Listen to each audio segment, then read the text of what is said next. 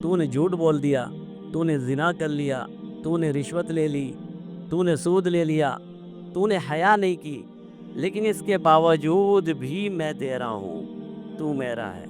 अपने कोताही की माफ़ी मांग ले, शर्मिंदगी को ज़ाहिर कर, कह दे ए अल्लाह मुझसे गलती हुई।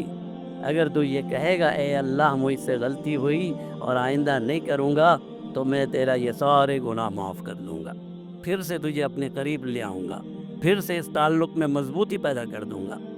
तो इन नेमतों के ज़रिए अल्लाह ने हमें अपने से जोड़ रखा है। उन नेमतों में एक बहुत बड़ी नेमत है तौबा और इस्तिग़फ़ार की। एक गुनाहगार के लिए तौबा और इस्तिग़फ़ार से बड़ी कोई नेमत हो ही नहीं सकती। और फिर रमज़ानुल मुबारक में जब ये रहमत का और मग़फ़िरत का महीना है, हमें ज़्यादा जिद्दोजहद और कोशिश करनी चाहिए कि हम अल्लाह से तौबा और ताइब हो जाएं, अपने गुनाहों की माफ़ी मांग लें। और इसके अलावा तो रास्ता ही नहीं है। इसके अलावा कोई रास्ता हो तो इंसान उस रास्ते पर चले। इसके अलावा तो कुछ है ही नहीं हमारी ज़िंदगी में। लेकिन इसके बावजूद शैतान लईन इंसान को तबाह और बर्बाद करने में कोई कसर नहीं छोड़ता और इंसान को तरह तरह से वो तौबा और इस्तिग़फ़ार से दूर करने की कोशिश करता रहता है। सबसे बड़ा हीला और बहाना तो यही है, अभी तेरी उम्र बहुत बाकी है, इतनी जल्दी क्या है, कर लेंगे तौबा, अभी क्या जल्दी है। ये ऐसी बात है जो इंसान अपनी ज़िंदगी के किसी मामले में इस बात को पसंद नहीं करता, किसी मामले में। अल्लाह माफ़ फरमाए, किसी ने अपनी कोई बीमारी होगी, अल्लाह हम सब की हिफाजत फरमाए, बीमारों को शिफा अता फरमाए।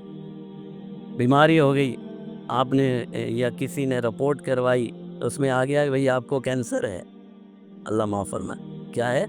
कैंसर है, लेकिन अभी अर्ली स्टेज है, अभी अभी हुआ है, अभी अभी हुआ है।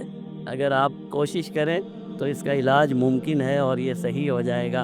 और मैं मशवरा दूं उस मरीज़ को, अभी क्या, जल्दी क्या है, अभी तो स्टेज है ना, अभी तो पहला स्टेज आएगा, फिर दूसरा आएगा, फिर तीसरे स्टेज में जाके इलाज करवाना। तो आप मेरी बात मानेंगे? अरे मौलवी साहब कैसी बातें करते हो, मैं बीमार हूँ, मुझे कैंसर है, आप कहते हो अभी जल्दी क्या है।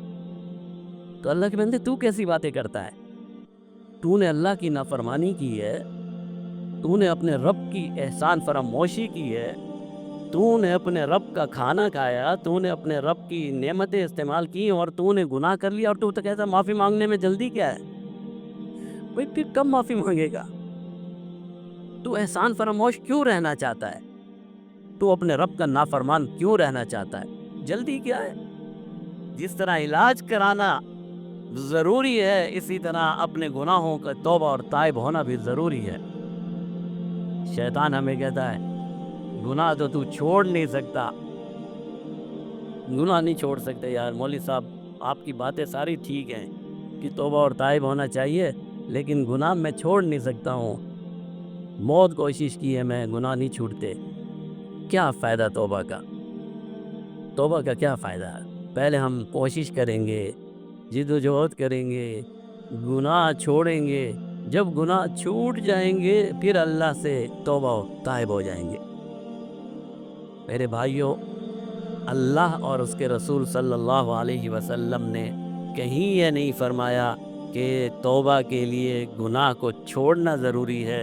अल्लाह और उसके रसूल सल्लल्लाहु अलैहि वसल्लम ने जो फरमाया है वो ये फरमाया है छोड़ने का पक्का इरादा करना ज़रूरी है।